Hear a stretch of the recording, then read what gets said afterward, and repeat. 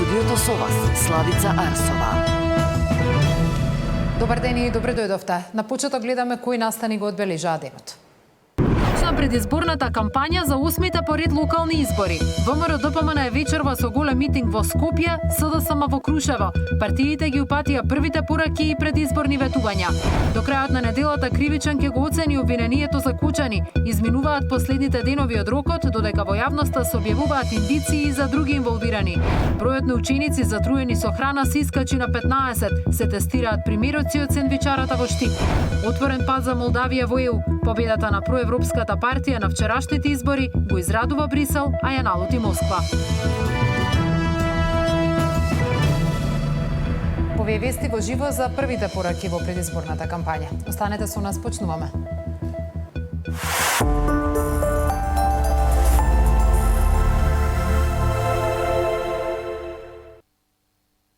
309 кандидати за градоначалници и 576 листи за советници од денеска стартуваат кампањата за 8-те поред локални избори во Македонија, кои ќе се одржат на 19 октомври. Ова ќе бидат избори со најголем број на учесници кои влегуваат во изборната трка по можноста со 2 потписи секој да може да се кандидира. Најголем број на кандидати за градоначалници има во главниот град, односно 16. Скопјани ќе добијат 4 избирачки ливчиња со оглед дека избираат и градоначалник и совет на општината каде се запишени. Во останатите 80 општини гласачите ќе добијат по 2 ливчиња. Право на глас на локалните избори ќе имаат 1.832.415 гласачи. Гласање во диаспората за овие избори нема да има, но доколку лицата кои се на привремена работа или живеат во странство допатуваат во земјата, ќе може да го остварат своето право на глас. Во 132 избирачки места во кои се попишани помалку од 10 избирачи, гласањето ќе биде спроведено во најблиското избирачко место. Изборната кампања, која почна на полноќ, ќе трае до 17 октомври на полноќ. ВМРО-ДПМН вечерва почнува со митинг во главниот град, СДСМ пак со митинг во Крушево. За предизборните активности на двете најголеми партии известува Тамара Дичовска. Тамара, кои се првите пораки од денот? Мирна кампања очекува премиерот Мицкоски, но исполната со лаги и манипулации од страна на опозицијата. Според Мицкоски, нови избори постојат само две опции. Едната е ВМРО-ДПМН и неговата коалиција, а другата се здружени СДСМ, ДУИ и Левица. Мицкоски ги повика граѓаните да не абстинираат од гласање, односно ако пркосат и не излезат на гласање, тоа ќе значи директен глас за трилингот на асови, како што ги нарече Филипче, Ахмети и Апасиев. Денеска кандидатите на владеачката коалиција излегува со активности пред почетокот на кампањата. Орце Ѓоргиевски, кандидатот за градоначалник на Скопје, ветува дека доколку ја добија поддршката од граѓаните, за 72 часа ќе го исчисти целиот град.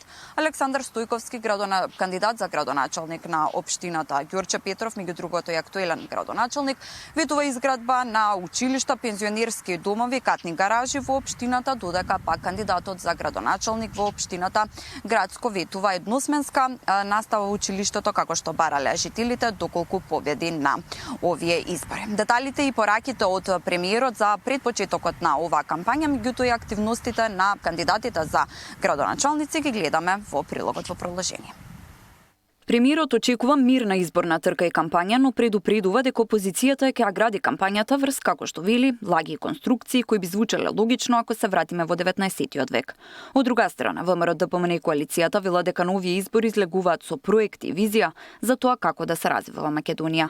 Мицкоски е дециден, постојат само две опции: ВМРО-ДПМН и коалицијата или Филипче, Ахмети и Апасиев. Трета опција нема, а секој што мисли дека со седење дома ќе покаже пркос, тоа значи дека директно ќе гласа за СДСМ, ДУИ и Левица, вели Мицкоски. Пат на криминал, корупција, национални понижувања, неработа, неиспорака, тоа е тој пат. И следната опција е ВМРО-ДПМН и коалицијата која што предводи ВМРО-ДПМН. Тоа е она која што ние заедно со поддршката која имаме од граѓаните, изминативе 15, веќе 16 месец го работиме. И доколку граѓаните се задоволни од тоа што ние го работиме, јас ги повикувам по сопствена волја да излезат и на изборите на 19 октомври да го дадат својот глас за онаа опција за која што сметат дека е подобра. Кандидатот за градоначалник на Скопје Орце Ѓоргиевски на првиот ден од кампањата кажа дека приоритет ќе му биде хуманизацијата на градот. Покрај бројните проекти кои ги најави, кажа дека уште во првите 72 часа откако ќе стане градоначалник, Скопје ќе биде исчистено од отпад и ѓубре во координација со другите општини. Изминатиот период истакнав дека она што најмногу ни пречи на сите нас граѓаните е хигиената. И затоа ветив дека во првите 72 часа, откако ќе го превземам местото градоначалник на градот Скопје, по поддршката од граѓаните кои што силно ја очекувам да ми ја дадат, ќе започнеме со активност каде што ќе се вклучат сите општини за да помогнат на градот и за 72 часа конечно Скопје да блесне. Доградба на 5 основни училишта, изградба на ново во населбата Александри и отворање на пензионерски дом во Ѓорче Петров. Се дел од проектите кои ги презентираше кандидатот за градоначалник на ова општина од редовите на ВМРО ДПМН. Ќе го изградиме првиот пензионерски дом во Ѓорче Петров. А пак за решавање на проблемот во сообраќајот, покрај тоа што ќе пробиеме повеќе улици, Алексо Демниевски, Веле Марков, улицата Шарпланина, ќе изградиме и првата катна гаража во Ѓорче Петров. Продолжуваме да бидеме посветени на изградбата на современа и модерна спортска инфраструктура, како што тоа го правевме и досега. Едносменско училиште во општината Градско, инвестиција која ќе им излезе во пресред на жителите на ова општина, ветува Киро Нацков, кандидат на владеачката партија. И се работи за проект едносменско училиште, каде што за прв пат во историјата на општина Градско сите деца ќе учат во една смена.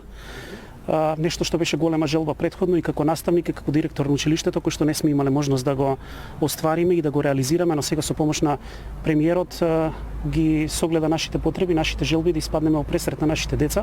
ВМРО ДПМН ја почнува кампањата вечерва со митинг во спортскиот центар Јане Сандански во Скопје. Тамара Дичевска, Сител телевизија. Тамара, што е на агендата на социјалдемократите? И од СДСМ вела дека ќе водат позитивна кампања и смета дека се подобар избор како партија од останатите и според лидерот на СДСМ Венко Филипче на овие избори постојат две опции. Тој е согласен со Мицкоски дека постојат две опции. Едната е СДСМ која што ќе работи за доброто на граѓаните, а другата е ВМРО ДПМН која што и другите која што ќе го блокира градот. Денеска кандидатите на СДСМ за градоначалници ја почна својата кампања со почиста животна средина, со засадување на дрвја, со чистење на отпати. Сите во својата програма ветија дека ќе се залагаат за почист град, односно почисто Скопје и општините. Нивните активности ги следеше колешката Мирјана Давидовска. Деталите од како почна кампањата на опозицијската СДСМ ги гледаме во продолжение.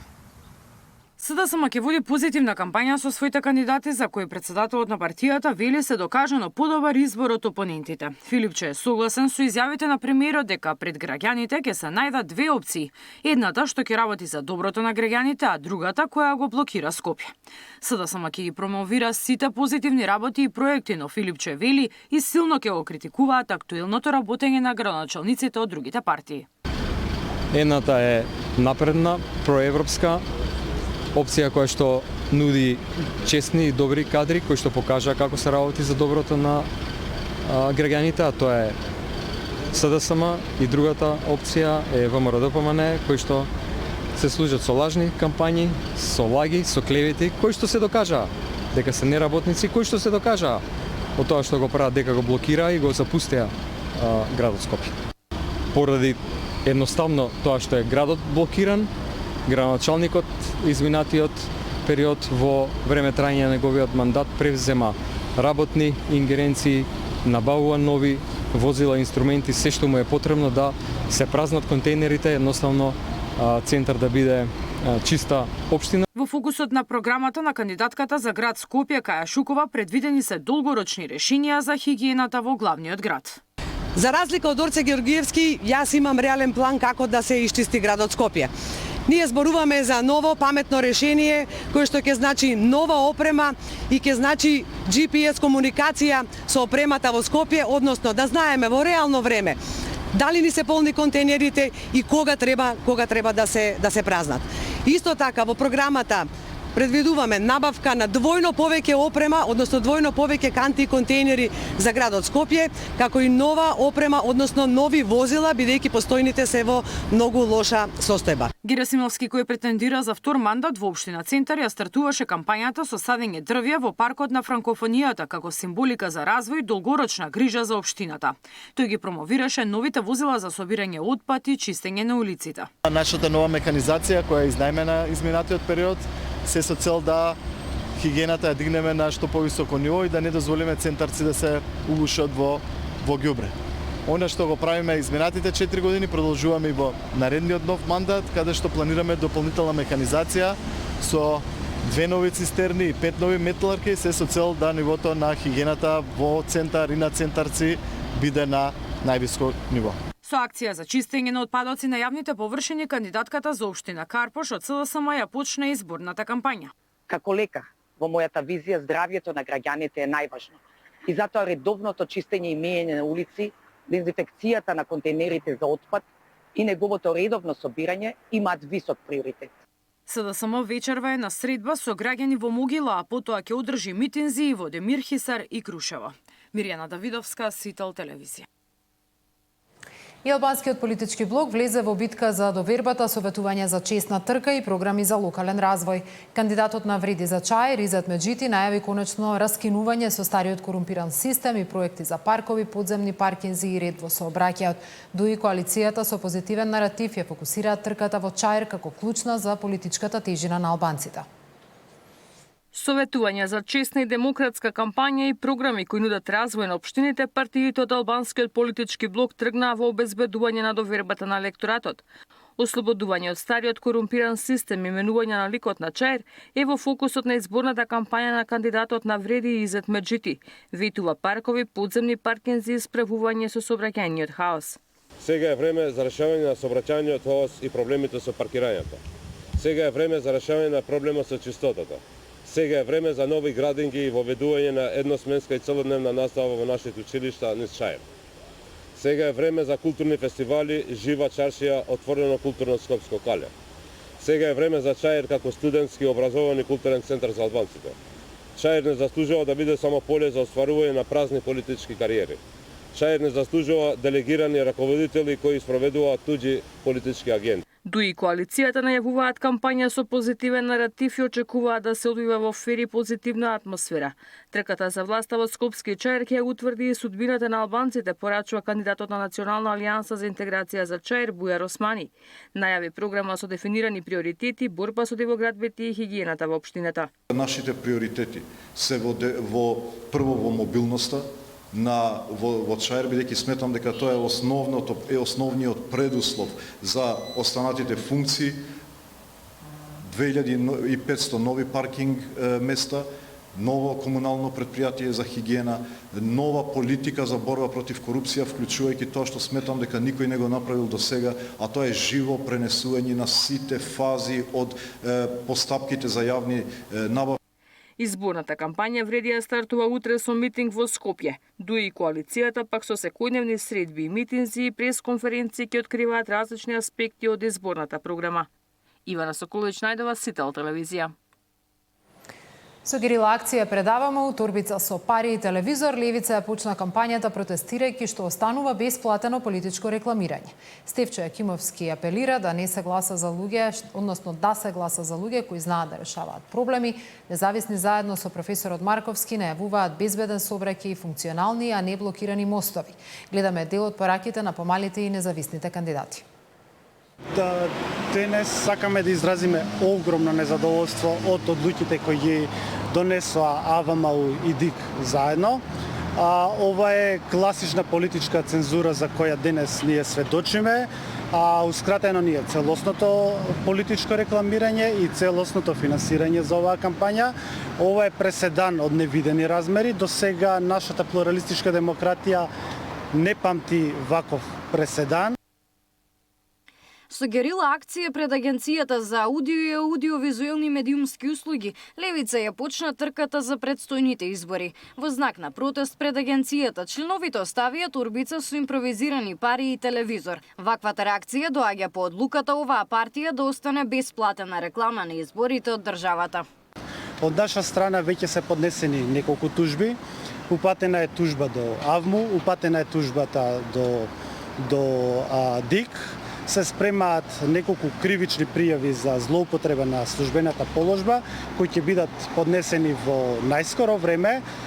Ги запознавме луѓето од ОПСЕ кои го наблюдуваат целиот изборен процес за тоа што се е направено и како се функционира плуралистичката демократија во нашата земја. Со фокус на инфраструктурни проекти, кампањата ја стартуваше и Александар Трајановски, кандидат за градоначалник на Скопје на коалицијата Искуство за успех. Најави изградба на улица која ќе ги поврзе мостот на улица Љубјанска со клучката на улицата Скупи. Овој мост, како и цело Скопје, е жртва на политика и ништо повеќе. Што се однесува до градот Скопје и проектирањето на мостот се е завршено, како и проектирањето и пробивањето на улица према улица Скупи. Останува денивелацијата на мостот, кој што е закочен исклучиво од владата и конзервацијскиот центар кој што не добива одобрение од Министерството за финансии за да може да се потврди дека на трасата нема никакви археолошки ноѓења. Стефчо Јакимовски, кој по 5ти пат ке трча за градоначалничкото столче, им порача на граѓаните да гласаат за лица кои знаат да решаваат проблеми.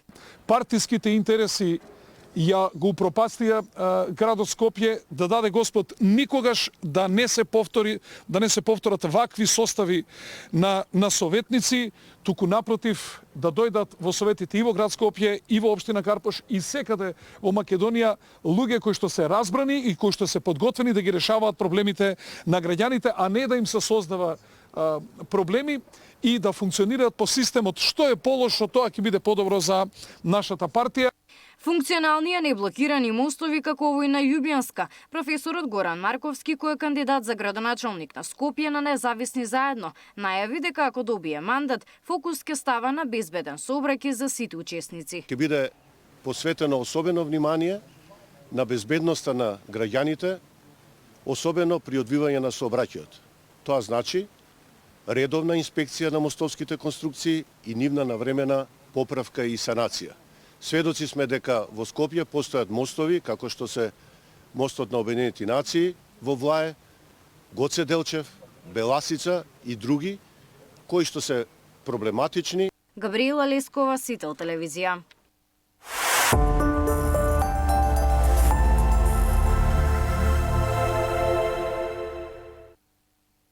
До крајот на неделата Кривичниот суд ќе го оцени обвинителниот акт за пожарот во Кочанската дискотека. По долго одолговлекување, сите 33 обвинети и 3 правни лица го примиле документот, па судот ќе носи одлука буквално до денот кога истекува рокот. Откако вчера беа објавени информации и документи за можно незаконско постапување на други лица, премиерот бара одговорност да има за сите и вели дека не е задоволен од сработеното на обвинителот Коцевски.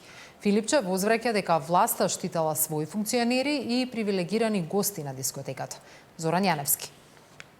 Обвинението за пожарот во Кочанската дискотека ќе биде оценето до крајот на неделава. Судии од Скопскиот кривичен суд ќе проверуваат дали обвинителниот акт е добро образложен, разбирлив и дали постојат доволно докази.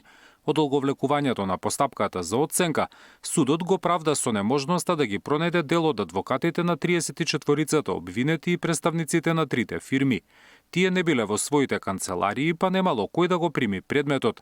Речиси пред истек на сите рокови, сега од судот велат дека предметот ќе биде оценет најдоцна до петок. С оглед дека во овој момент сите обвинети и нивни бранители го имаат примено обвинителниот акт и на 3.10 истекуваат сите законски рокови за прием и достава на приговор, со што се исполнуваат сите услови за оцена, па се очекува до крајот на неделата да биде оценет. Во меѓувреме, ИРЛ во видеосторија објави документи според кои за незаконското работење на дискотеката знаеле инспектори на УЈП, ама тие не биле обвинети. Обвинителството ги потврди материјалите и велат дека тие се докази во обвинението. Премиерот Мицкоски смета дека сите кои имаат поврзаност со случајот треба да одговараат и додава дека е незадоволен од тоа како обвинителството е завршило работата. Се разбира дека случајот го води обвинителството, јавниот државен обвинител Коцевски, таму видовте и вие изминатиот период 12 на обвинители беа тие кои што работеа на овој случај. Ако е прашањето дали сум задоволен од работата на обвинителството, мојот одговор ќе биде не сум задоволен. И токму тоа беше причината зошто поддржавме во парламентот смена на Коцевски, а зошто СДСМ и ДУИ не ја поддржаа смената на Коцевски, тоа е друго прашање. За лидерот на опозицијската СДСМ било јасно дека власта штитела своји функционери, за кои, како што вели Филипче, биле и чести гости во дискотеката. Ние изминатиот период видовме дека оваа власт направи се да заштити своји функционери во истрагата за Кочани. И еве сега гледаме дека практично тие биле многу чести гости и привилегирани гости на таа дискотека. Плюс да не беа нашите пресконференции кои што обелоденувавме многу работи факти, огромен дел и од тие што беа офатени немаше да бидат офатени со истрагата. Ја жалам што можам да констатирам дека вчера преку тоа мислам дека го видовме најгрдото лице на оваа власт. За пожарот во дискотеката во кој загинаа 62 млади, истрага се води и за 29 полициски службеници. За нив, како што велат од обвинителството за гонење на организиран криминал и корупција, се уште трае истрагата и анализата на обезбедените докази. Зоран Јаневски, Сител телевизија. Бројот на ученици затруени со храна се искачи на 15. Се тестираат примероци од сендвичарата во Штип. Отворен пат за Молдавија во ЕУ. Победата на проевропската партија на вчерашните избори го израдува Брисел, а ја налути Москва.